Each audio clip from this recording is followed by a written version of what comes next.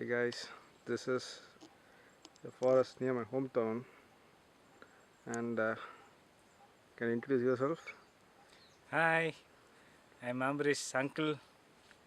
I'm a doctor by profession and I'm Arul Pari. Just kindly could you detail about this place where you're standing? Yeah, this place is about 20 kilometers from a town called Vellore, from a city called Vellore. Okay. What you see around me is the mangrove forest.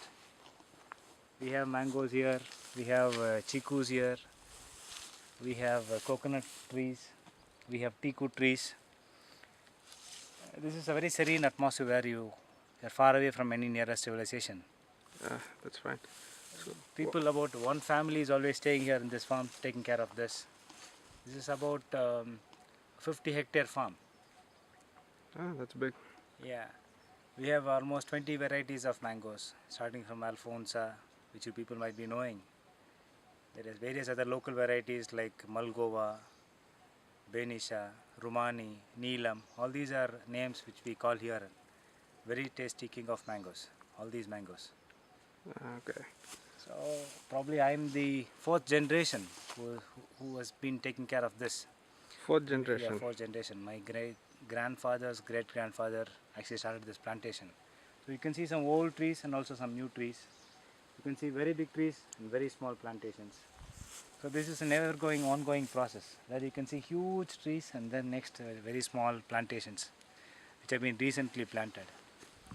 Okay, you said it's fourth generation. You're a fourth. So, like, approximately how old is this place? We have trees varying from about 75 to 100 years old which are there, which we saw before. And this area is almost, you can see various trees. This is about 20 years old. Yep. We are pruning it, keeping it this height. You can see small trees planted right next to that, which is very recent. You can see this teak which is 25 years, 30 years old. You can see those coconut trees which are about 25, 30 years old. Yep. There are various trees. You look at this teak which is 40 years old. Okay. It's a huge tree. So we have various sizes and shapes and plants belonging to various periods. Yeah. Okay. Sometime during very bad droughts, they die. We have to replace them. Okay. We plant a new sapling right next to that.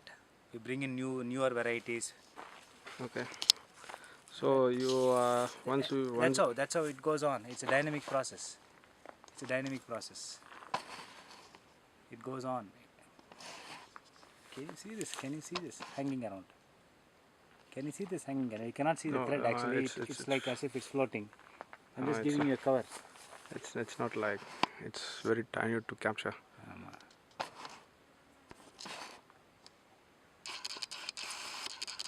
Yep. Yeah. I get it. So when we discussed previously, you said something about organic farming, the 5 compounds. Like, could you explain that thing? Organic farming is not new to India. Only chemicals and pesticides are new to India. The greatest blunder I will call by the Indian government was the Green Revolution. They wanted the population explosion was there. So they wanted to grow more. To grow more, they brought on all these chemicals, which they said only that will yield more. That's true. One side. The other side, the ill effects of the chemicals are very bad. Simple nitrogen compounds like urea, if it's into the soil, if it gets into the system, the baby can be having methemoglobinemia, which is called blue baby syndrome. You might be knowing this. Okay. So, organic is nothing but not using chemicals which are very harmful, pesticides which are very harmful. Endosulfan, which was banned many years ago in most of the countries, is still very widely used here in this part of India, in Kerala. Only now the Indian government has woken up to ban these chemicals. What we use here is basically, it's called Panchakavya. Panjam means 5, cow. Can I repeat that word? Panchakavya. Okay. Okay. Panjam means 5, Kavya is all the elements of the cow. Cow is worshipped in India, as you guys always used to say, holy cow. It's worshipped in India. Cow's milk, cow dung, cow's urine, curd, and ghee. These are the 5 main ingredients mixed together. Jaggery is added together. Tender coconut water is added together. It's mixed in a plastic container. It is closed, kept for 3 days. Again it's mixed. It's taken out after 3 days. Again it's mixed. It's mixed once in the clockwise, once in the anti-clockwise. It is diluted in the dilution of about 1:20.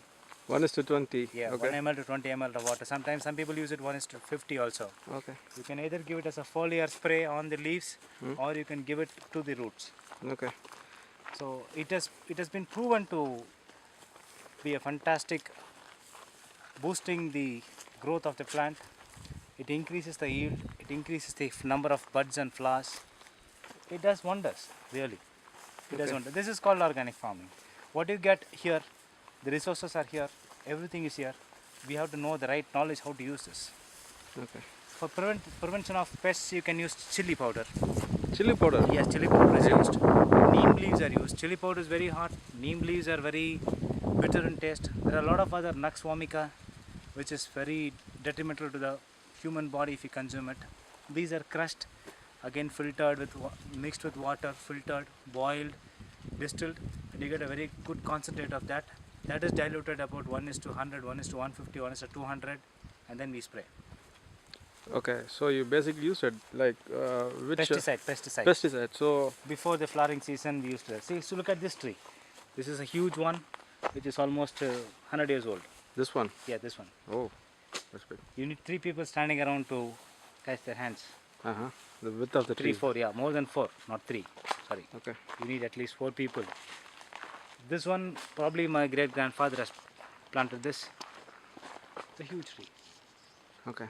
So And you can see it's totally dark down here. yeah, it's no You no cannot sunlight. get the sunlight down on this. Mm-hmm. So imagine the foliar spread. You can see only spots of sunlight coming down. That's how the tree, how big the tree is, how old it is. Okay. Mostly Indians cook using the materials which they use here. My farm laborers, they just assemble these rocks. They keep the wood like this. They put the pot. Usually they use a pot, Hmm. and they use for cooking. This is how they cook. They don't have a separate things. They use these dry leaves, dry coconut leaves. These catch fire very well. Okay. Yeah, this is the palm leaf actually, the coconut dry leaf. It catches fire very well. Yeah. And they use all these things for burning. This is how they keep. This is how they keep the wood. They put the vessel on top, and they cook. Okay. So what are your future plans like? The same ash after cooking. The same ash they use it for the small plantations crops, which acts as a pesticide. Okay. And also it contains high in potash. So recycling. Thank you. So what is like how you see this place in the future? To be like a big yield, or like you plan to like implement a new plantations, or Yeah, we are now planning to again convert this amount of organic waste, okay. which for my palm trees, for my mango leaves, all these are getting decomposed in a natural way. Okay. Now I am planning to shred this into pieces, again develop organic manure from that, and give it back to those trees. That's okay. I am hastening the process of becoming manure. I am going to shred this into pieces using pulverizer. Mm? I am going to use them with cow dung Okay. so that it gets decayed very quicker, Okay. and then again give back to the trees. That's good.